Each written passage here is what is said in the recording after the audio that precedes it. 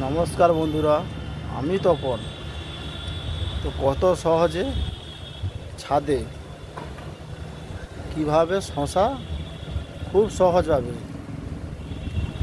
তো আমি আজকে বলবো খুব সহজভাবে। যারা ছাদে কাজ করছে তাদের ভিডিওটা ছোটো হবে, খুব সম্পূর্ণ দেখবে, আশা করি খুব ভালোই লাগবে।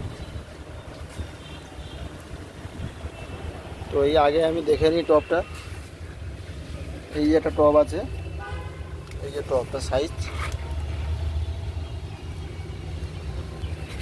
আর এই যে সব শশা সব ধরে আছে। এই যে শশা, এই যে শশা, এই দিকেও আছে।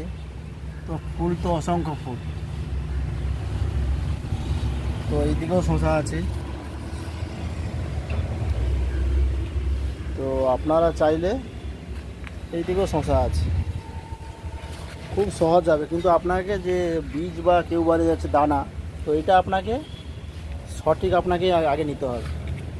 দেখুন এই টবে কি পরিমাণ হয়ে আছে, কি পরিমাণ এসছে। তো এই উপরেও আছে, এই উপরে।